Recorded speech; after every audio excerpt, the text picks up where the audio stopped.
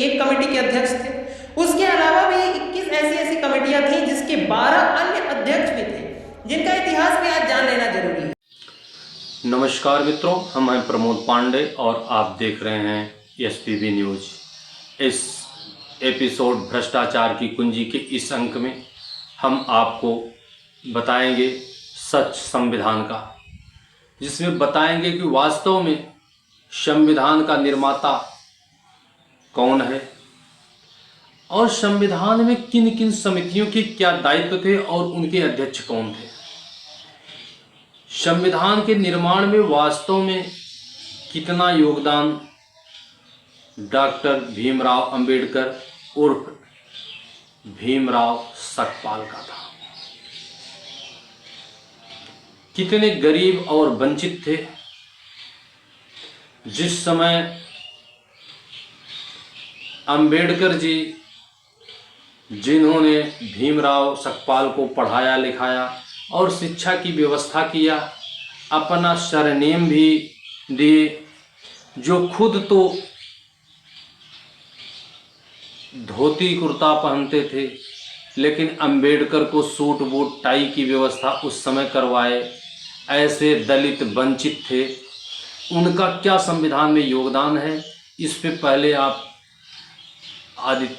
योगी आदित्यनाथ जी का एक विश्लेषण सुनिए, फिर हम इस पे आगे चर्चा करेंगे। तक आपको भी यही पढ़ाया गया ना कि संविधान का निर्माण डॉक्टर बाबा साहब अम्बेडकर ने किया है, परंतु क्या आप जानते हैं डॉक्टर अम्बेडकर संविधान सभा की उन 22 कमेटियों में से सिर्फ एक कमेटी के अध्यक्ष थे।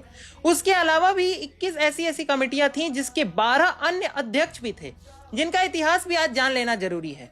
उनमें से एक कमेटी थी यूनियन पावर कमेटी और दूसरी कमेटी थी यूनियन कॉन्स्टिट्यूशन कमेटी। इन दोनों कमेटी के अध्यक्ष भारत के पहले प्रधानमंत्री जवाहरलाल नेहरू थे। उसके बाद प्रोविंशियल कॉन्स्टिट्यूशन कमेटी के अध्यक्ष सरदार वल्लभ भाई पटेल थे। सिर्फ एक महत्वपूर्ण कमेटी, ड्राफ्टिंग कमेटी के अध्यक्ष डॉक्टर बी.आर. अम्बेडकर थे। यहाँ ये ध्यान रखना जरूरी है कि ड्राफ्टिंग कमेटी ने पूरा संविधान नहीं बनाया, संविधान तो बाकी 21 कमेटियों द्वारा बनाया गया। ड्राफ्टिंग कमेटी को उसको एक साथ कंपाइल करके संविधान का रूप देना था। इन सब में सबसे महत्वपूर्ण कमेटी थी advisory committee on fundamental rights and minority and tribal affairs. समझने वाला विषय ये है कि इसके अध्यक्ष सरदार वल्लभ भाई पटेल थे। आज इस देश में जितनी भी चर्चाएं होती हैं कि हमें मौलिक अधिकार प्राप्त है, वो चर्चा होने का कारण ही यही है कि इस कमेटी ने हमें मौलिक अधिकार प्रदान किए, और इसका श्रेय सिर्फ डॉक्टर बाबा साहब अम्बेडकर को नहीं, सरदार वल्लभ भाई पटेल समेत उन सभी लोगों को जाता है जो इन कमेटियों के सदस्य थे। इसके अलावा एक कमेटी स्टेट कमेटी भी थी, जिसका काम तमाम उन रियासतों के साथ डिस्कशंस करना था ताकि उनको भारत का हिस्सा बनाया जा सके। उस कमेटी के अध्यक्ष जवाहरलाल नेहरू बने। उसके बाद रूल्स एंड प्रोसीजर कमेटी के अध्यक्ष डॉक्टर राजेंद्र प्रसाद बने। स्टीयरिंग कमेटी के भी अध्यक्ष डॉक्टर राजेंद्र प्रसाद थे, जिस कमेटी का काम यह तय करना था कि सदन चलेगा किस तरीके से।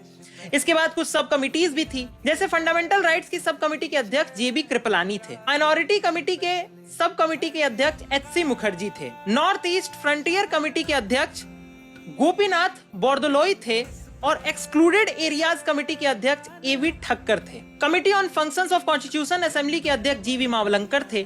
ऑर्डर ऑफ बिजनेस के मुंशी थे। हाउस कमेटी के अध्यक्ष पट्टाभी सीतारमैया थे। Ad hoc committee on national flag के अध्यक्ष राजेंद्र प्रसाद थे। Special committee on examination of the draft के अध्यक्ष अल्लादी कृष्णप्पा स्वामी अय्यर थे। क्रेडेंशियल्स कमेटी के अध्यक्ष भी वही थे।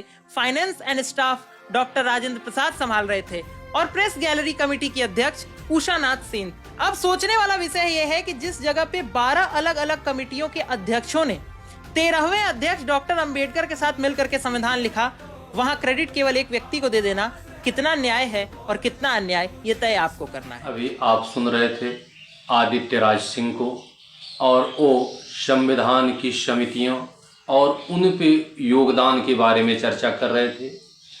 ऐसे शख्स हैं जो सच संविधान के शीर्षक से प्रतिदिन शाम को 7:30 बजे एक एपिसोड जारी करते हैं, जिसमें संविधान की सच्चाई और उससे जुड़े तथ्यों को बताते हैं। और मेरे द्वारा भी संविधान की सच की खोज के लिए एक मुहिम चलाया गया है, जिसमें हम संविधान के उन 289 पात्रों को उनके योगदान को और संविधान सभा में हर सदस्य का कितना योगदान रहा है उसको प्रमाण के साथ खोजकर आपके साथ साझा करते हैं और उस पर आपकी राय भी जानते हैं और संविधान में मूल भावना में क्या था और इन राजनेताओं द्वारा क्या किया गया उस पर भी विश्लेषण करते हैं। आज के इस अंक में इतना ही।